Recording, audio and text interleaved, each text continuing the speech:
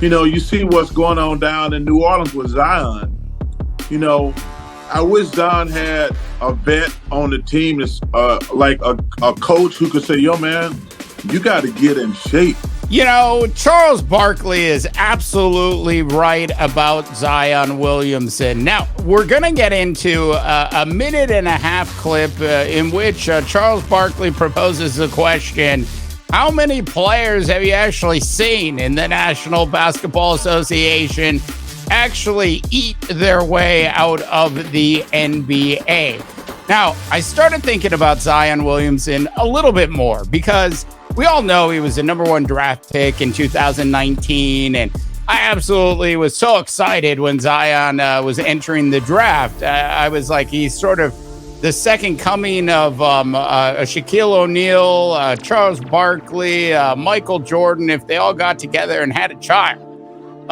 His skill set and his tenacity and the excitement that he throws down on a basketball court is really unlike anything other than a Michael Jordan or Kobe Bryant during his heyday. So I look at all of this and I was super excited. Now, here we are in 2023, and the image that comes to mind when I think of Zion Williamson is actually the Cookie Monster. Seriously, look at the Cookie Monster, then look at Zion.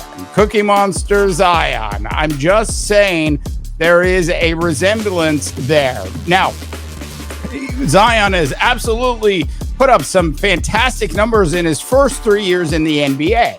He's averaging 25.8 points a game, 7 boards, and 3.6 assists. Stats are all really good.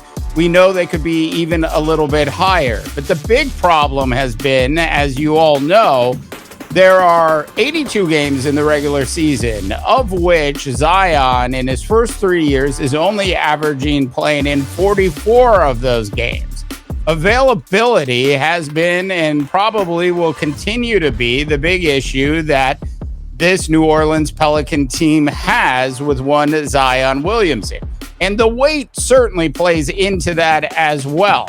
So I went back and I pulled that famous Super Bowl commercial with Zion Williamson, and let's go ahead and run that.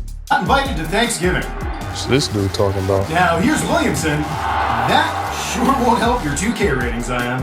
Bruh. All right, do break. Look, I had to stop this. Zion should not be doing the do. Let's go ahead and play the rest of it. Let's do it. Yo, broadcaster. All that talking, right? Telling you. Quiet now. Now he can talk, right? So when you really think about it, the last kind of commercial spot that one Zion Williamson should be doing should not feature him sitting on a couch with potato chips drinking Mountain Dew, which is, last time I checked, pretty high up there in calories, if you know what I mean.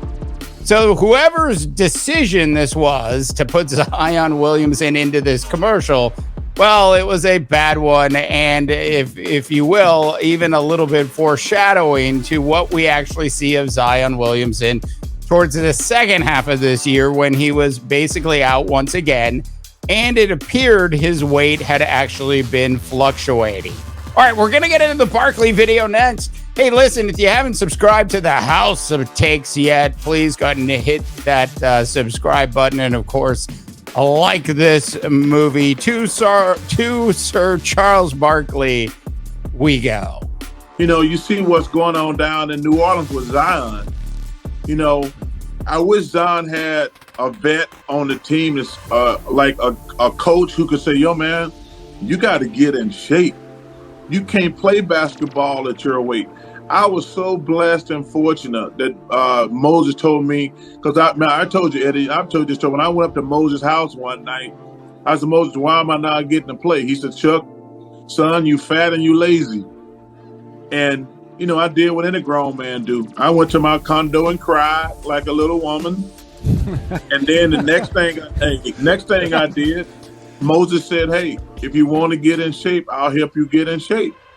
And he helped me lose 50 pounds. And if it wasn't for Moses, and Eddie, you know this, we've seen How many players have you seen eat their way out of the NBA? Yeah, ton.